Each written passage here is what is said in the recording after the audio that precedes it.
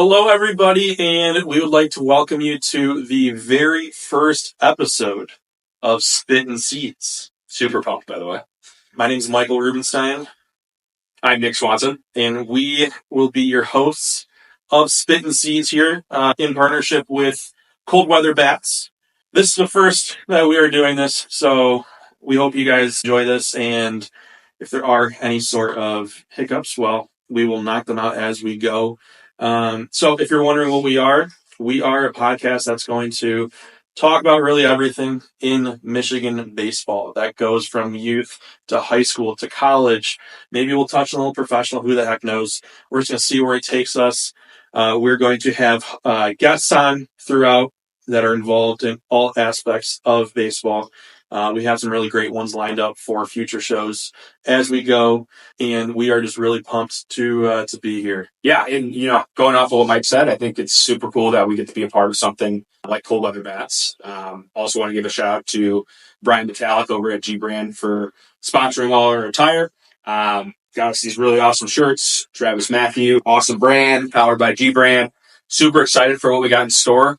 I think it's going to be an awesome thing for not only, people that want to know more about Michigan high school baseball or Michigan youth or Michigan college, kind of see where guys are at and kind of go on there. So we're excited to get going. If you're someone that isn't familiar with Cold Weather Bats, first off, where the heck have you been if you're in the state of Michigan? Second off, they are really the leading podcast, within the state of Michigan for baseball. They did a fantastic job since their inception of showing what amazing baseball talent is in the state. They've opened the eyes to lots of different players and teams alike, and we are just pumped to be a part of it and help them continue with their growth. Yeah, and we're going to kind of kick this thing off. Tryouts were on the 10th, so earlier this Monday. I think we have a ton of stories about how tryouts went for us, or, I coach over at Cranbrook, so how tryouts went for, Cranbrook. We got a lot of high school coaches that we know of. So, trying to talk about those stories and kind of seeing where we came from to what it is today is kind of what we're going to share on right now at this moment. So, Mike, do you want to kick that off? You got any crazy stories? No, let's dive right into it. So, like you said, high school tryouts have just taken place. Some stories. I mean, I am 32 years old, so a little bit removed from high school baseball. From what it was for me is definitely not what it is today. No. These kids, and I feel like I'm sounding like that guy now, but for what these kids have now is not what I had, and probably not you either. Yep. For high school tryouts. I went to a public school. I went to Farmington Harrison, and our tryouts were in the gym. Yep. We got 2 hours, and I remember trying to get as much as we could in, and it was just absolute chaos. I remember my freshman year, I had hopes to make varsity, and I just remember walking in and looking up at all the seniors, and I'm like, holy cow, these kids are huge. Oh, yeah. But, just remember seeing the plays they would make. We had these kids that would, field a ground ball, jump off of the wall, and throw across from third to first, and I'm over here like, these baseballs coming off of the gym floor. We didn't have those rubber balls where, right, they took good bounces. These balls were taking one bounce, and the next thing you knew, it was hitting you upside the head. Yep. So definitely very different than what it is now. 100%. I mean, a lot of teams have the use of facilities to do tryouts. They have, some schools now have, turf domes they have on site. Yep. Or they go to another turf dome to do these tryouts. So very much different than what I went through. I was, for myself, varsity for 3 years, and after going through the first year, I definitely knew that tryout wise wasn't that, intense for me. I knew I was on the team, so it was a little bit more laid back, just getting a lot of reps in. But yeah, that seeing how those kids were as a freshman, even going into my sophomore year, was definitely a little bit different to see after. I mean, coming up through youth, you're used to playing with kids your age. Maybe you're playing up 1 year, but you go to high school, you're a freshman. I was 14 years old, and I was seeing kids that were 18. Yeah, that was fun. A little bit different, to say the least. No, absolutely. I mean, for you going to Notre Dame Prep, yep, probably similar in some ways. Very similar, and I actually have probably one of the funniest stories I think I've ever encountered in my entire life. My first year at Notre Dame Prep, we were doing ground balls in the gym, and our coach at the time, Darren Audia, who's not there anymore, but great guy. A little hot-tempered, but awesome dude. Darren and I actually made a throw from first base to home, and I actually drilled him right in the groin. I will never, ever forget that. That was my tryout moment. I can one up you. Oh, you got one better? I got one better. Oh, it wasn't tryout. It was in practice. But we're mid-season. I'm playing middle infield, probably second base at that point. Fielding a cut from middle infield, or from the outfield at middle infield, throwing it home. Let's just say so. P. Lamorado was our head coach at Harrison, who's now, I believe, still at Waldorf Northern. Okay. And I apologize for this then. I still apologize for it now. Decided to throw the ball in a relay. Lamo isn't a big guy. I'm not a big guy either. He was, standing right by the catcher. Let's just say that ball hit him on the head. No. And I'll do it. And yeah, I do apologize for that, coach. I think a big thing when it comes to tryouts too, and I don't think this is discussed enough. There's obviously teams for freshmen. There's teams for JV, varsity.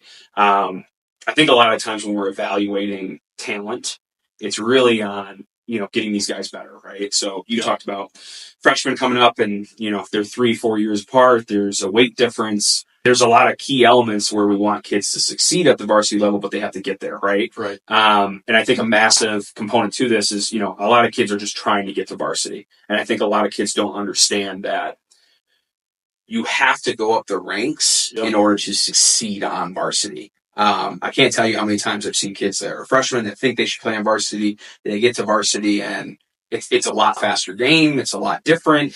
Yeah. And I think that's something that, all kids listening and even coaches, when we try to explain to them that, JV baseball, it's for reps. Yep. It's not necessarily like a punishment. It's not necessarily like we're putting you there because, this person's better. It's we want to see you develop. We want to see you play and we want to get you to succeed on the varsity level and beyond. Right. And I think that's a very big misconception when it comes to, placing kids at the freshman, JV, or even varsity level. Yep. So I think that's very interesting. I think, when it comes to, we'll kind of move into our next segment here, but key teams to kind of watch, right? I think I'll kind of let you kick this off. Are there any teams that stand out to you that you're like, oh yeah, they do things the right way. They're state contenders. Obviously not our picks, but people that we think. Yeah, we're going to get to our picks in a later episode, so stay tuned for that.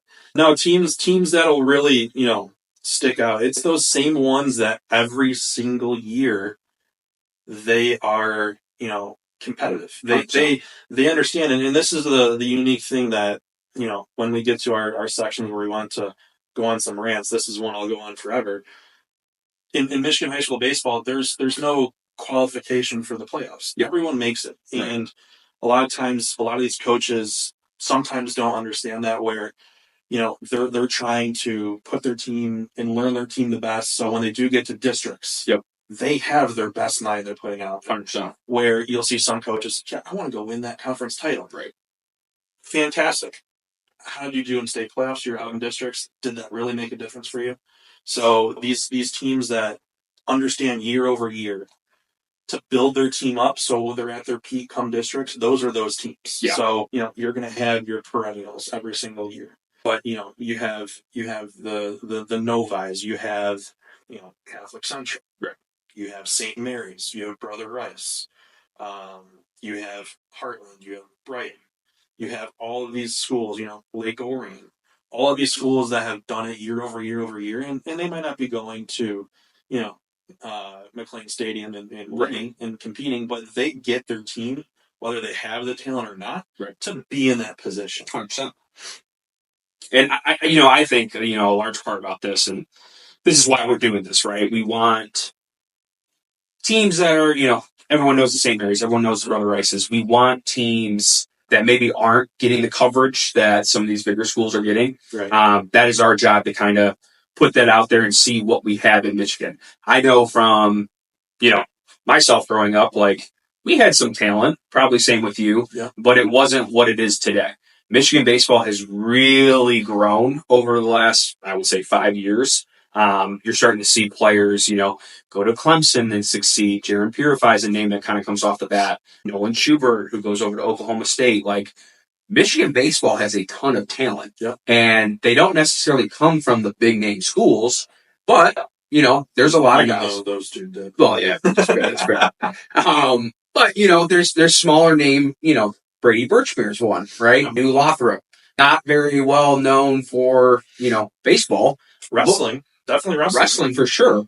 But a kid like that, you're not going to hear as much from them because of that school. Right. So I think it's unique what we're doing and what we're trying to do, and I'm excited to see kind of where this goes. Yeah, no, I definitely am too. We're going to, not to just sell you for future episodes, but we are going to be on site in future episodes at some of these games covering them, and we are very excited to, go see those other types of schools and those other types of players that might not be getting the publicity and what we've seen already so far with, the posts that Cold Weather Bats have been doing. There's a lot of really good baseball players in the state of Michigan. And we do want to hear from these coaches and these players and learn about, what they do to be successful and really, how these players are helping shape, the roster. So with that said, you as a high school coach as well, is definitely a question for you. Yep. Michigan is not Florida. No. It is not Texas, not California. And I'm not talking the town, I'm talking the weather. Right. I will never forget January. I was out working in California and I'm driving through Stanford. I look right. There's a high school right there, Palo Alto High School. And they're outside practicing in January. We do not have that luxury here in Michigan. Right. How do you, as a high school coach, make sure that when your season kicks off, you're not going to be outside that much. What are you doing to make sure that your team is ready to be prepared to compete day one? Yeah, it's very tough because, especially at a school like Cranbrook, we have a lot of guys that are multi-sport athletes. And I think it's very important, to understand what these guys have done prior to baseball kind of starting up to kind of get an evaluation of where we're at, what we need to work on, and stuff like that. I think it's really important, especially like we don't have the luxury of a turf field. I know some schools do, and I think it's, great that you can have turf and you can get out there whenever you want to. I think it's a major component, but for those ones that don't have it like I do, utilizing your space and, I think Jordan Bishop, back when he was at Central, he talked about this at the ADCA convention the one year I went, talking about how to, really practice in the winter in a state like Michigan or Minnesota or basically just the Midwest. You have to utilize the space that you're given and you have to be productive with that space, right? We've talked about it numerous times, just going out there and just hitting ground balls as long as you can. Like, it's great, but like, that's not what we need to get ready for the first game, right? Going over situations, going over, bump coverages, going over cuts and relays, stuff like that. And being efficient with that, I think, is what we need to do. A lot of these, I've talked to a lot of coaches throughout the state of Michigan, and, that's kind of what they tend to do. Yeah. And I think the good ones know that, hey, we need to focus like a good 15, 20 minutes on this and then move on. I don't think it's something where we need to sit there and do an hour's worth of stuff for that. We need to sit there, break it down, 20 minutes of this, 20 minutes of that, 20 minutes of this, and kind of work it that way.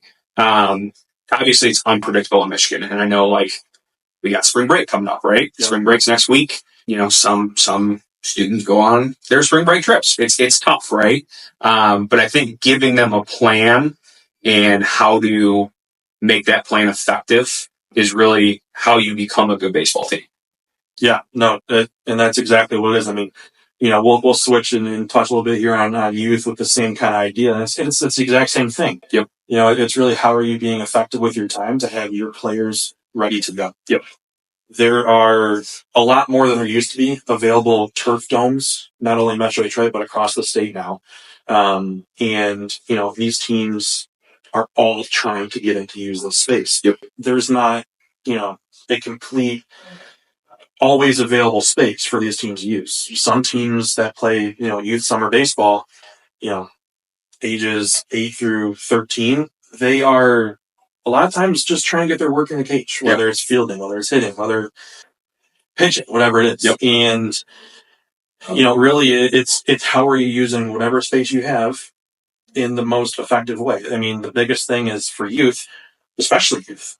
That is the most impressionable ages for these kids to develop. Mm-hmm. And if there's a lot of kids standing around, then that's a lack of execution on some of these kids to develop further that day. Right. The biggest thing to do is always have these kids moving. And if you are lucky enough, I mean, there are a lot of teams that have organizations where they have the access to larger fielding spaces where they can take a full and fake. Yep. They can throw live. Obviously, going live indoor is never the best thing because of a lot of lighting and other type of elements. But, being able to simulate some game scenarios for the kids and obviously making it fun for them too, which puts them in that game mindset. Yep. That's really what allows, as these kids step out on the field come March and April. Now, I mean, I know there's teams going down to Grand Park in the coming weeks. USSSA is going to get started in Michigan in, a couple weeks as well. All these teams are going to be stepping on, trying to compete, and it's going to be very obvious very quickly what teams are prepared and which teams haven't really had the off season to develop like, some of the others. Yep. To go off of that, I think especially early on in the season, we talk about this all the time, can you get away with it because of talent? Absolutely. But it comes back to bite you.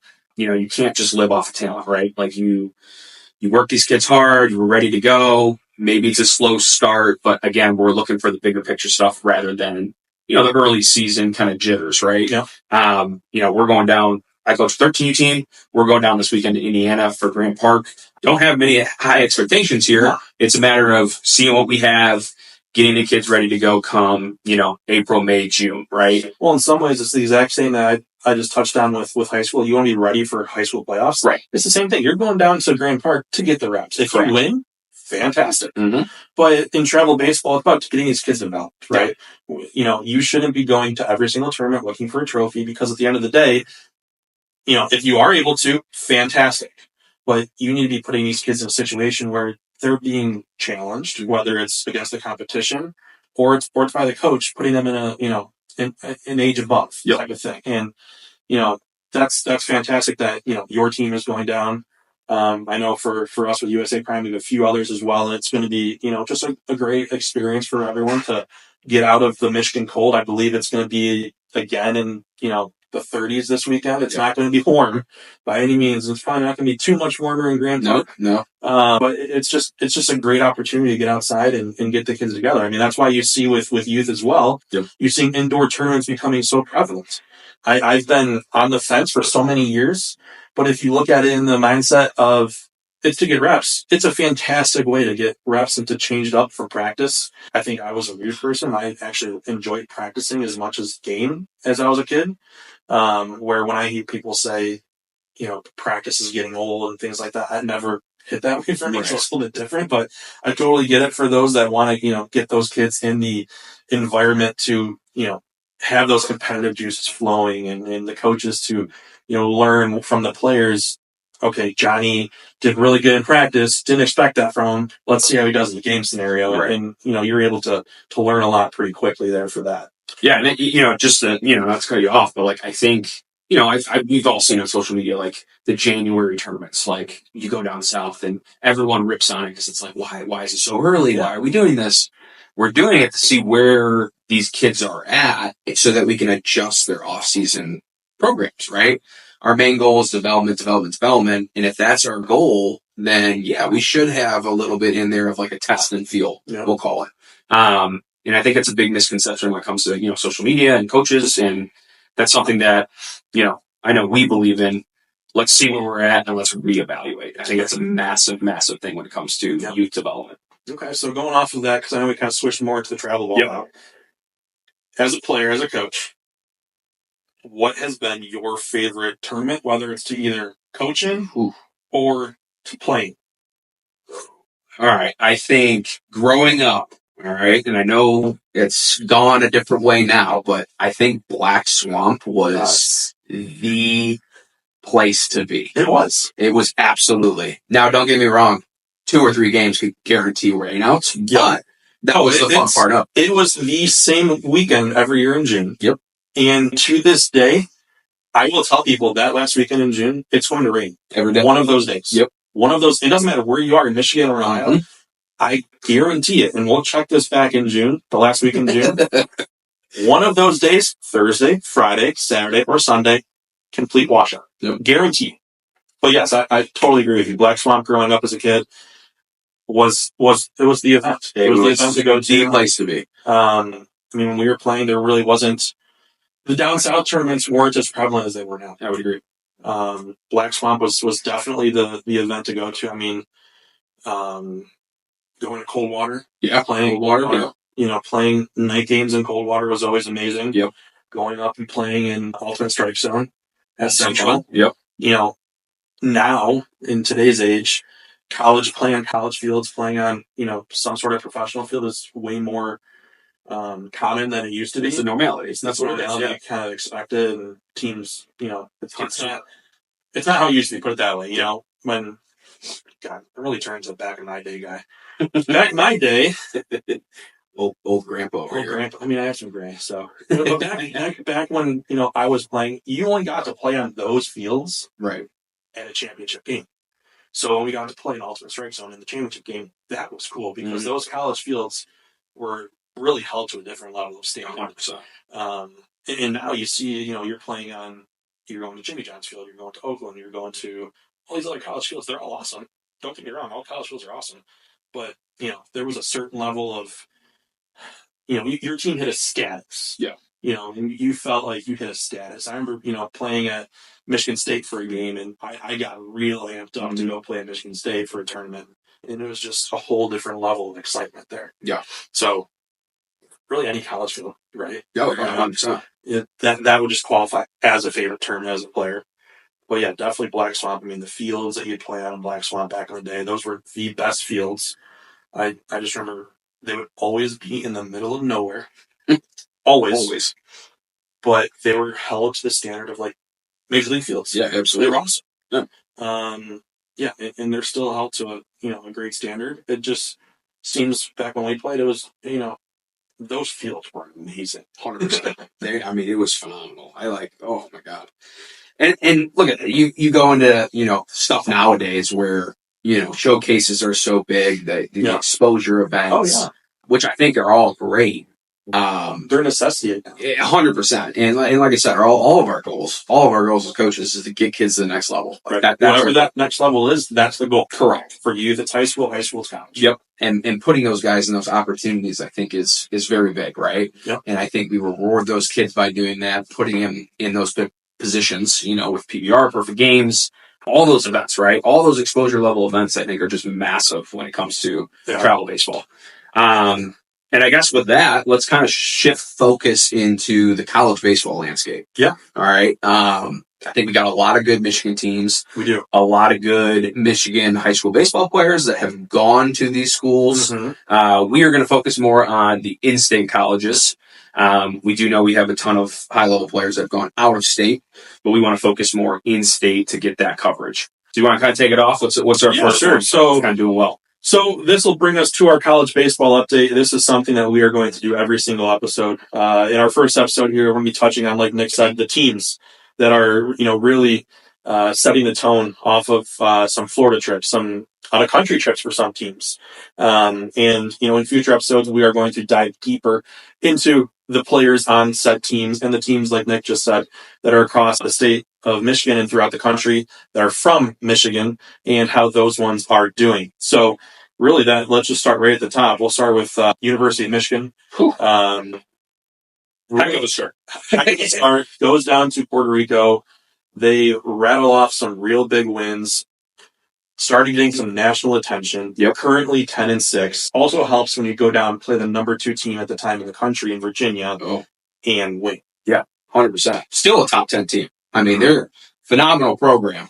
And for, a team like Michigan where they have a ton of young talent, very impressive win. I think. Ton of young talent, ton of transfers as well. Ton of transfers.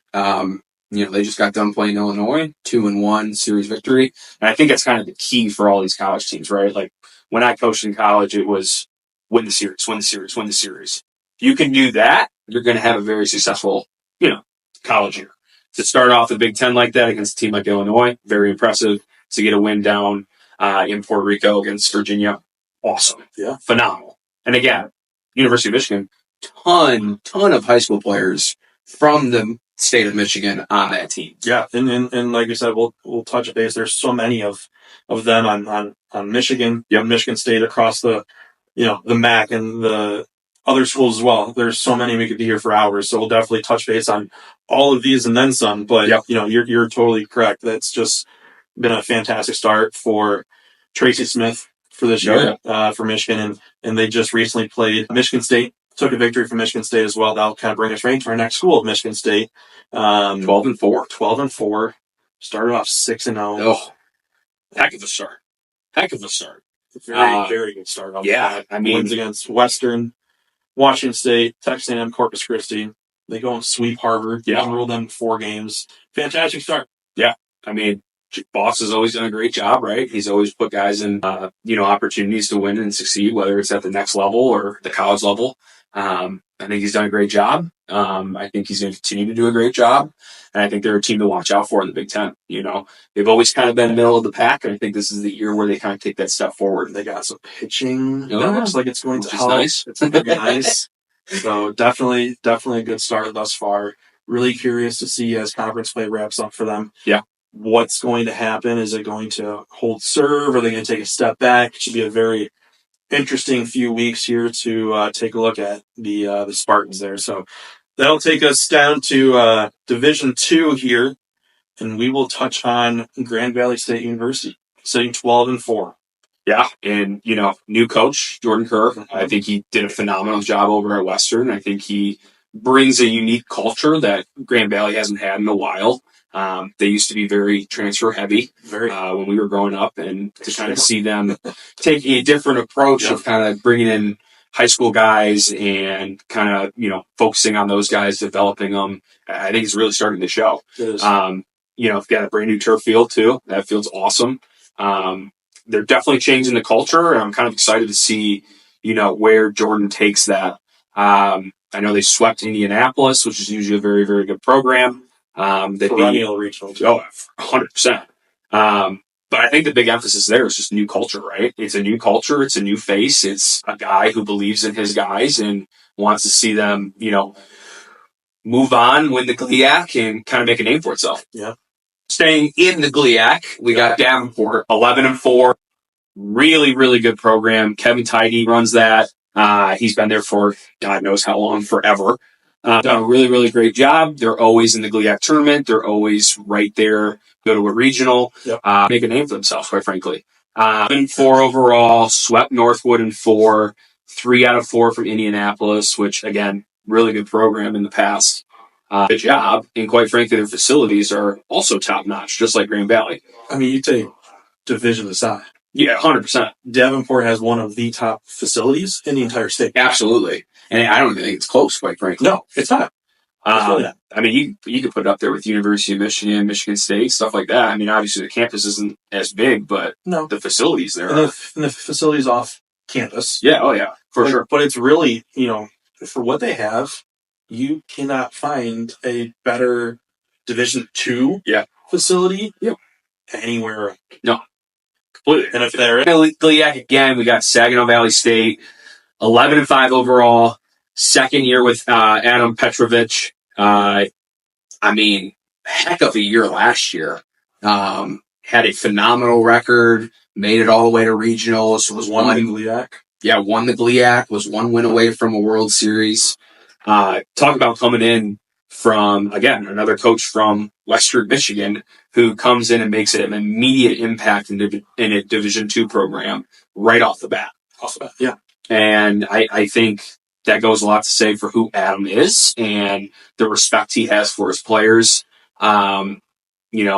Between him going out and getting all those high school guys to getting some transfers to buy into his culture right away, I think it's just massive. And I'm excited to see what Saginaw Valley has to show yet again this year in only Adam's second year, which is phenomenal. It is. So that is the Division IIs that we wanted to cover in the state. Those are the top dogs. We're going to move into Division 3 now. And quite frankly, there's really one team that really stands out, and that's Kalamazoo College. 92 overall. Coach Mike Ott is yet again having another spectacular season, coming off of 2 losses to start the year, and then how many straight? He's rattled off 9 straight wins. 9 straight wins. I mean, and it's just like we touched on earlier. Yeah. You build in your whole offseason to be ready to go for game 1. Yeah. Right? And he's showing you very quickly in game 1 and game 2, maybe some things weren't working. Yep. But he's hit from game 3 all the way to game 11 now, and he has that right formula working.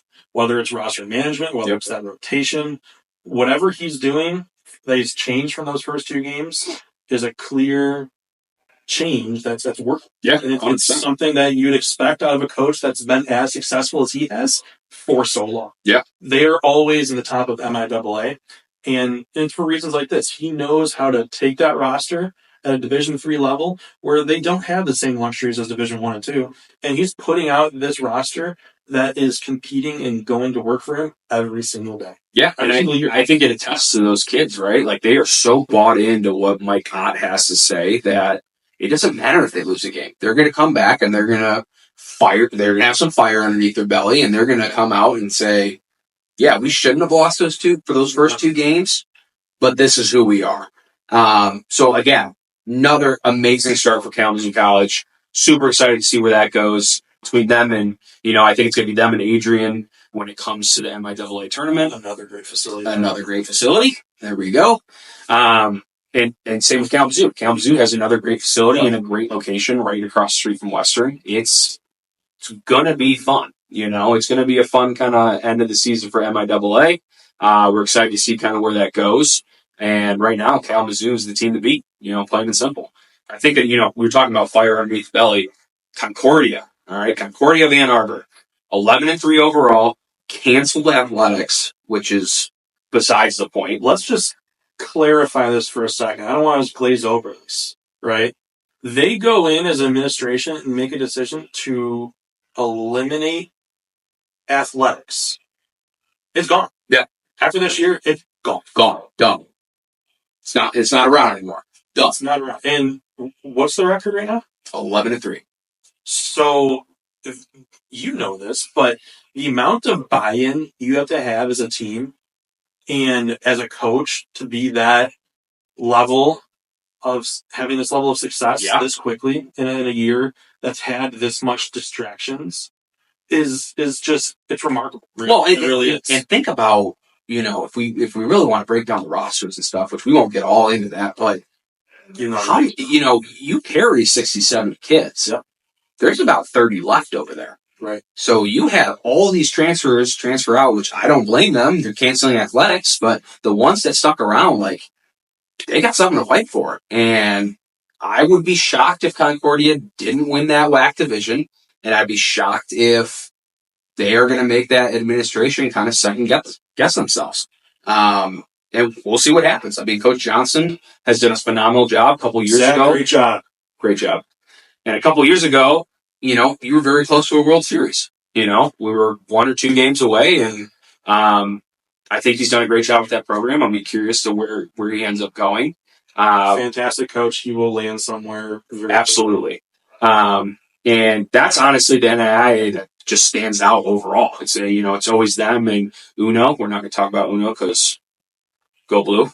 But that is what we think, and that is what we strongly believe, that Concordia is the team to beat in Michigan when it comes to NAIA. And, we'll see kind of what happens. This year's a big year to kind of see where certain players end up, where coaches end up, and we'll see what happens with the NAIA division. Rolling off into JUCO, there's really 4. There's 4. Henry Ford, Macomb, Kalamazoo, and Lake Michigan. Yep. Lake Michigan. What the heck? Very odd to see them there. Yeah, definitely when we did our show prep, this was not the team I thought we were going to be including before we started the prep. Unreal. But what Coach Alex George has done in year 1 it's really changed the landscape, right? They're 6-1, And for a school, like them in the division they're in, to have this start is really going to set them up for potentially a really good year. 100%. And really, you can't ask for much more of that. For a school like that in Benton Harbor, which I can guarantee you don't even know where that is it's in the state of Michigan somewhere, as you'll know. It's in the west side, by the way. Oh, thank you. Almost in Indiana.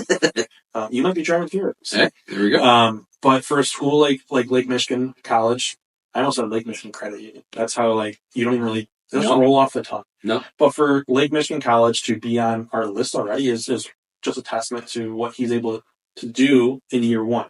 Yeah, and I mean, if you're looking at, we named off 4 schools. 3 out of those 4 schools have first or second year coaches. Yeah. I mean, you're looking at Henry Ford with Jake Pacholski, first year guy. All right, 7-1 start. You look at Macomb, they're 7-6, but they have played some of the best teams in the entire country right off the bat. Yeah. I think, Taylor, we're going to call him Jelly because I butcher his name every single time I say it. So Jelly, he's done a phenomenal job with that program ever since he came back from Madonna. And, I mean, the players that he's getting, the culture that he's growing, they are going to be a force to beat when it comes to playoffs.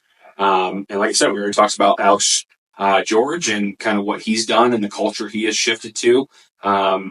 It's unique. And then obviously the last one is Kalamazoo. Kalamazoo is obviously very well known. They've always done a great job. 9-2 overall. They continue to have success year in and year out. I think they are the team to beat when it comes to Michigan JUCOs right now. And we'll kind of see where everything shapes up. But the JUCO landscape, especially with the new recruiting rules, is really starting to get interesting. I mean, really interesting. I would be curious how everything goes. I think there's a lot of talent that's now getting pushed towards JUCOs. And I think the Michigan schools are really, really benefiting from that. They definitely are. And, with that said, that's going to conclude our college baseball update segment. Yep. We will touch on college baseball on our podcast every single time. So when we come back in 2 weeks, we will, like we said in the beginning, we will touch base on some of the players in the great state of Michigan that are playing for some of these schools, as well as players that went to high school in the state that are now throughout the country playing in, down south in the SEC, in the Big 12, really throughout the country. So we'll touch base on those at that time. If you have made it all the way thus far, first off, thank you. For our very first episode of Spittin Seeds, we did not know how this was going to go, but we would say it's been fun. It was good. We would, like I said, love to thank everyone for tuning in. We will be releasing these podcasts every other Monday, so be sure to subscribe, set those reminders, and follow us on all the socials so you can stay up to date on everything Spittin Seeds and Cold Weather Bats. For those businesses out there that are looking for a little bit of extra reach. Yep. Whether it's through video, whether it's through our audio, whether it's through our website or any of our social medias, please feel free to reach out through our website. We would love to help expand your reach, help get your brand, your business in front of our listeners throughout Cold Weather Bats. So please feel free to reach out for any sort of business throughout the great state of Michigan. I guess that'll kind of take us to our last thoughts. Nick, any last thoughts? Yeah, I mean, first, obviously, podcast I've quite frankly ever done. I thought it helps that you like to talk. Yeah, that's true. Yeah, little chatterbox over here. No, it's great. Talking baseball. Shooting the shit. That's my first S word right there. Just had to get it out. Shout out Pat McAfee. But I thought it was fun. I'm excited to do this every other week. I think there's a ton of, stuff to go over, whether it's youth, high school, college. It's going to be super fun, and we're excited to cover all the Michigan teams and the Michigan players. We have some great guests lined up. Like Nick just said, we're going to talk youth, high school, college, maybe dabble a little pro talk, who knows. Teacher made. But our guests that we have throughout this season is really going to be a lot of fun. So we will be teasing those, announcing those in the coming days and weeks. So be sure to keep a lookout for those. And with that said, thank you for tuning in to Spittin Seeds, and we will see you next time.